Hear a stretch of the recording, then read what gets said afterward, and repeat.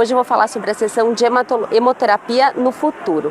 Então, primeiro, falando em hemoterapia geral, então uma das coisas que eles comentam é em relação à predição aí de demanda de estoque utilizando inteligência artificial. Isso talvez não seja tanto futuro, né? Já tem muita gente tentando buscar por isso, vários artigos publicados. Outra coisa que é muito falada há muitos anos é em relação a tentar criar uma hemácia universal, então que eu possa transfundir em todo mundo. Então já tem estudos tentando fazer a edição genômica utilizando o CRISPR, Cas9, tem estudos tentando utilizar uma fucosidase, que é uma enzima para cortar e eliminar aí os antígenos ABO, então também tentando criar uma hemácia universal, e a gente tem cultura de hemácia que também está surgindo. Então talvez aí no futuro, nos próximos anos, a gente consiga criar uma hemácia universal para conseguir transfundir. No campo da sorologia, algo que eu achei muito interessante foi em relação à análise de efetividade, custo-efetividade em relação a alguns tipos de sorologia. Então, hoje, por exemplo, para hepatite C, eu faço o NAT de hepatite C, que é o teste de nucleotídeo, e o anti-HCV.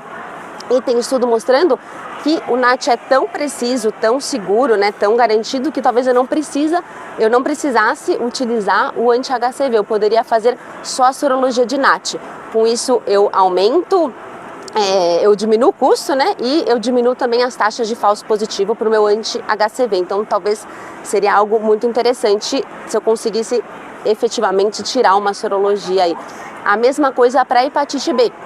Então, hoje eu tenho 2 sorologias de hepatite B para doador de sangue, então o HBsAg, o anti-HBC e o NAT para hepatite B. O que eles falam é que talvez eu possa tirar o HBsAg. Com isso, eu diminuo um custo, eu ainda diminuo as minhas taxas de falso positivo, pensando, obviamente, que eu não vou ter nenhum risco para os pacientes que vão receber esse sangue, né? Esse exame parece que não está adicionando mais nenhum benefício em ser feito.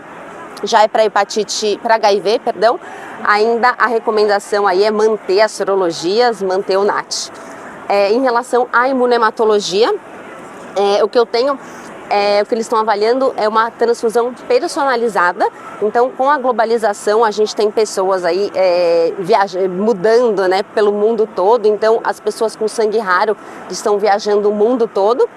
Então a gente consegue encontrar uma pessoa que talvez seja um sangue raro no Brasil, mas que vai para um outro país. Então a ideia talvez é genotipar doadores. Então eles estão fazendo trabalhos genotipando em larga escala esses doadores, e com isso eu consigo identificar mais facilmente esses doadores raros, e a ideia é talvez fazer transfusões personalizadas e não descobrir antígenos de alta frequência quando eu encontro um paciente que eu não consigo transfundir, mas talvez evitar que esse paciente aí faça um antígeno de alta frequência se eu identificar tanto ele quanto os doadores raros.